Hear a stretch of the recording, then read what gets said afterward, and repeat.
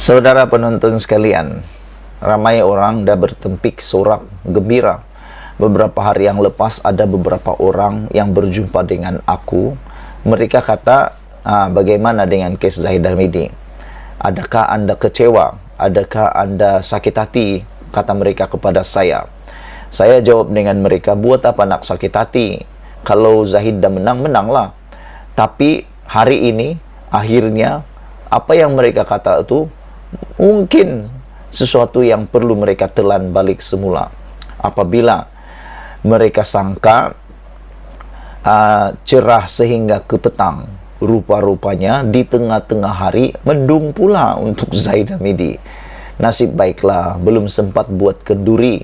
Kalau udah sempat buat kenduri, lain pula jadinya, macam kesian pula kan. Belum sempat buat kenduri, sudah ada pula berita buruk buat Zahid Hamidi. Apa yang Zahid Hamidi kata dengan begitu lantangnya baru-baru ini, beliau kata setelah ditelanjangkan, akhirnya kebenaran beliau dapati. Akhirnya hari ini mungkin terpaksa ditelan semula apabila tanpa semana-mana pendakwaan telah pun memfailkan rayuan terhadap pembebasan Zahid. Yang menariknya ialah pihak pendakwaan tidak membuat apa-apa perkara yang tergesa-gesa. EJ kata mereka akan siasat dulu sebelum membuat rayuan hari itu. Siasat dulu, baca dulu, dan teliti dulu penghakiman hakim Mahkamah Tinggi yang telah membebaskan Zahid Hamidi ini. Dan nampaknya aku percaya pihak pendakwaan sudah melihat dan telah membaca penghakiman itu, dan mereka tahu di mana kekurangan dan di mana kekuatan mereka untuk rayuan nanti.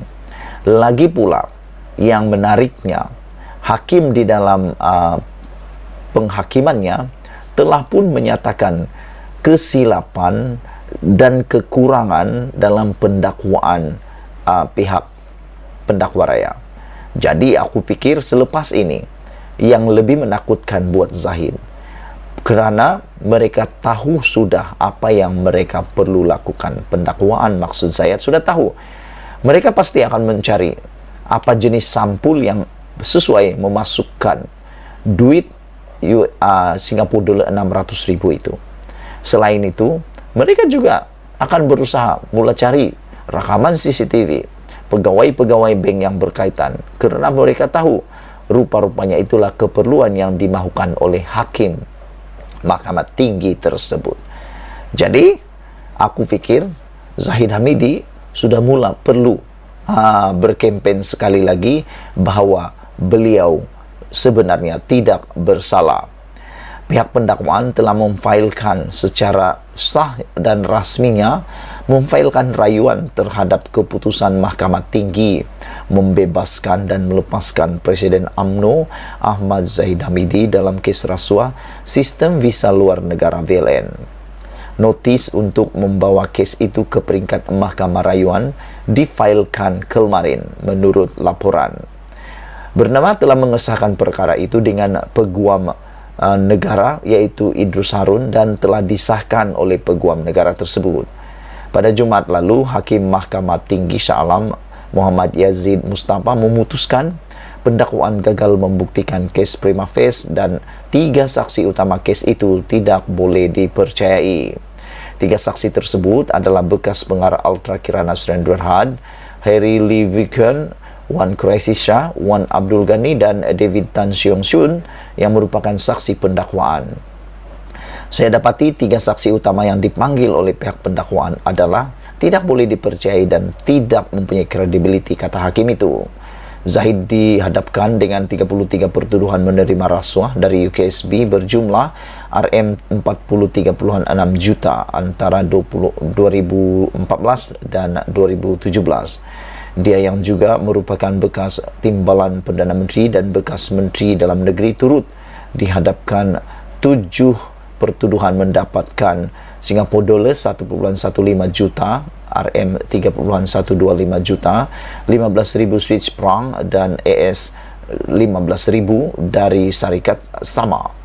Dia didakwa menerima rasuah untuk melanjutkan kontrak UKSB untuk mengendalikan servis One Stop Center di China dan sistem VLN, serta mengekalkan kontrak dengan Kementerian Dalam Negeri untuk membekalkan sistem VLN bersepadu.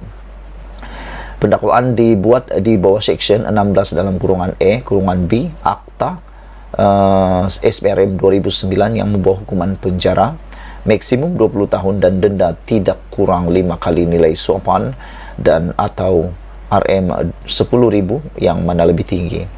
Pada masa ini Zahid turut berdepan satu lagi perbicaraan atas pertuduhan pecah amanah jenayah, rasuah dan pengubahan wang haram melibatkan Yayasan Akal Budi. Perbicaraan itu kini di peringkat pembelaan.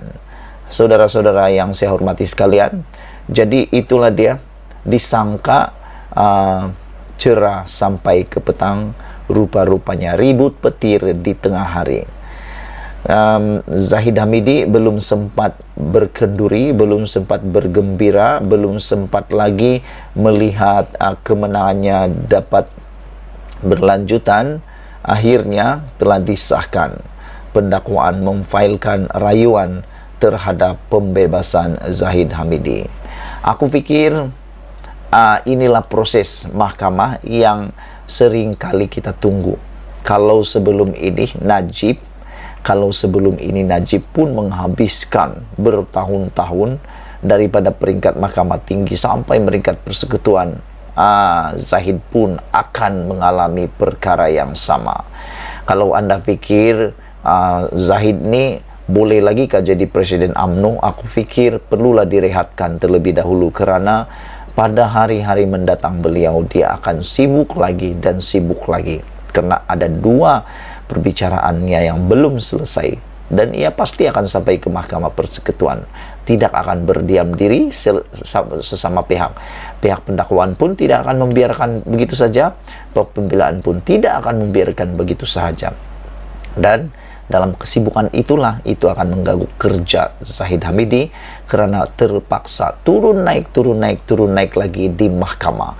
Jadi aku pikir sudah masanya Ismail Sabri Yaakublah yang perlu dilantik sebagai Perdana Menteri mewakili UMNO dan menjadi Presiden UMNO, kerana dia adalah orang yang bebas daripada kes-kes mahkamah. Selain daripada itu, berilah peluang juga kepada Khairi Jamaluddin untuk menjadi aset penting kepada UMNO pula.